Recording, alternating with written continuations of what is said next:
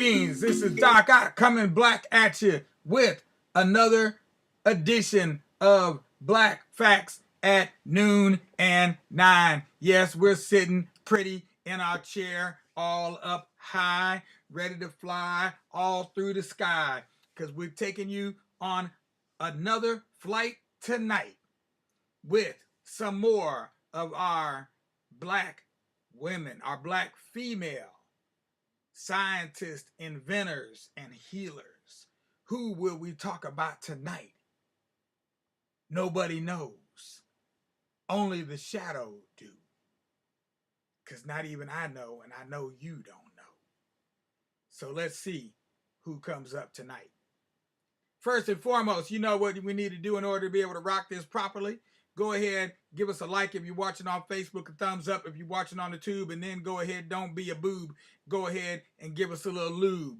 That's right, we need a little grease. Got to grease these wheels, get everything rolling, everything moving along real strong. Spread the word far and wide about what Black Facts is doing right over here, because we're not trying to hide. We're just trying to take you on a real nice ride.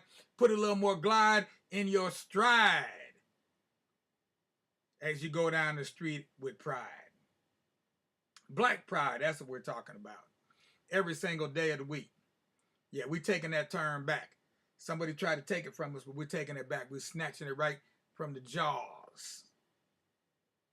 Absolutely. Right out of the jaws. I need not say more. I'll let y'all figure that one out. Meanwhile, where was I at? Oh, yeah. Proverb of the day. Leave no dead bodies behind. Now, this one I use all the time. And what it means is when we're playing a game, you're playing our board game here, the world's oldest board game. This one is the IO board. When we're playing our game here, it means that you don't want to leave any of your potential seeds that you could capture. Don't leave them behind. Okay? Changes the outcome of the game. When you leave some behind, you skip over some that you were supposed to capture. So go ahead and capture those that you tried to skip over so that you'll give me a fair shake. Don't cheat me out of my win. Leave no dead bodies behind. That's what that means. That's another Mancala proverb, of which we've got a few more we're gonna toss over your way between now and the end of this particular month of features about Black scientists, inventors, and healers. So let's see who we got today. Do we have a healer today that we're going to feature, or do we have a dealer? Well, we're going to find out here in just 1 minute. Uno minuto. We're going to be on this like some prosciutto, which you know I don't eat. I don't do all that kind of stuff. No prosciutto for me. Thank you very much. Let's see who we got here today. Who do we have here today? Surprise me. All right, here we go. Here goes one right here. One that's this is a live one here. Only born back in 1946. Oh, matter of fact, I got 2 live ones here, but maybe I'll do 2 tonight. Who knows? Or maybe I'll just save one for tomorrow.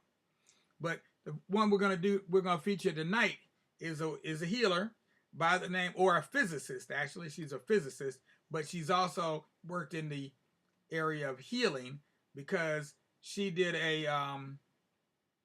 she created something that would help heal you. So we'll get into that in just a minute. So in the meanwhile, let's see. No, maybe not. Maybe I'm thinking of someone else. Okay, it looks like, okay. Yeah, but so she's a physicist.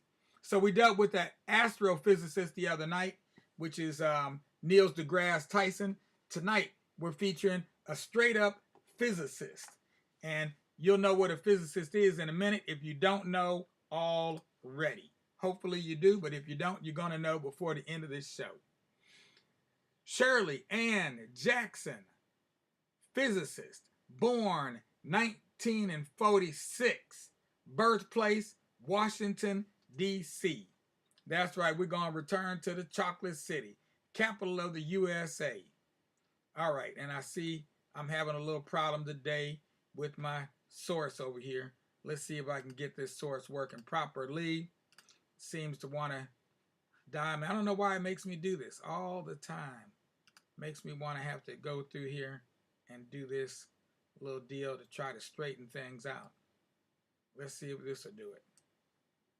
All right. There we go. All right, we're good now. Okay, transition back. All right, so where were we at? Shirley Ann Jackson, born 1946, Washington, D.C. In 1964, Shirley Ann Jackson was one of only 15, that's a 1 with a 5 after it, African American students to enroll at MIT, otherwise known as the Massachusetts Institute of Technology, one of the country's foremost institutions of higher learning. That's right, foremost institution of higher learning, MIT. In the beginning, college life was difficult for her. White students avoided her, like she had some kind of disease or something. I don't understand what they thought the black was going to rub off or what. I don't know. But they avoided her. She studied long hours, alone, solitary study. During her second semester, however, she was chosen to be a lab assistant because of her excellence in the classroom. Somebody noticed. Then students sought her out as a tutor and a study mate. All of a sudden, she got popular. Oh boy, I tell you, people can be funny. Shirley had been taught well at all-black Roosevelt High School in Washington, D.C., where she graduated in 1964 as valedictorian of her class. Her teachers and her parents instilled in her self-confidence as well as a desire to excel. Those virtues served her well at MIT and in her chosen profession. After Shirley graduated from MIT, she received scholarship offers for graduate study from Harvard University, Brown University, and the University of Chicago. She chose to remain at MIT because her advisor would be Dr. James Young, the Institute's first permanent African American physics professor. At age 26, Shirley received her doctorate degree from MIT. She was the first African American woman to earn a doctorate in physics. Shirley worked at several laboratories following graduation, including the Fermi National Accelerator Laboratory in Illinois, the European Center for Nuclear Research, Bell Labs in New Jersey. At Bell Labs, Shirley did advanced communication systems research. Her main area of concentration was semiconductors, which are used to make solid-state electronic components. Shirley contributed to many scientific breakthroughs while at Bell Labs. Some of the most gifted African-American physicists also worked at Bell, including Earl Shaw, the first African-American hired by the company to do research. Roosevelt People, Kenneth Evans, and Walter P. Lowe. Later, Shirley was appointed professor of physics at Rutgers University in New Jersey. In 1995, she was appointed chair of the United States Nuclear Regulatory Commission, which is responsible for protecting public health and safety in the nuclear age. In 1998, she was named president of Rensselaer Polytechnic Institute. And I'm not sure where that place exactly is at. I don't know if that's in the U.S. or somewhere else outside the country. But we're going to end our piece right here. We're going to keep it short and to the point tonight. We're just going to read about this one person here. Shirley, you know what? I'll tell you what, though. I got another short one we can do here. We can throw him in as a bonus. Okay? So we're going to do Shirley Ann Jackson, and then we're going to do another one, Gordeen Meredith. Meredith Gordeen, engineer and physicist. Born 1929, he passed away in 1998. Born in Newark, New Jersey. Meredith Gordeen was also an engineer and a physicist. An example that brains and mathletic, there we go, brains and athletic prowess can coexist in the same person. I thought they were coining a new word there, mathletic. That's a pretty good word though, mathletic. Can it coexist in the same person? An outstanding student in high school and college, Meredith won a silver medal in the long jump at the 1952 Olympics in Helsinki, Finland. His athletic exploits in track earned him the nickname Flash. Oh, shucks, and here we go. It was in science, however, that Meredith really shone. Meredith was born in Newark, New Jersey, but grew up in New York City. He attended a Catholic elementary school in Harlem and was accepted at Brooklyn Tech, a school for exceptional science students. Young Meredith excelled at Brooklyn Tech and earned a scholarship to Cornell University. At Cornell, he majored in engineering physics. In 1960, he was awarded a doctorate in engineering science by the California Institute of Technology. After working 2 years at the Curtiss-Wright Corporation as chief scientist, he started his own company.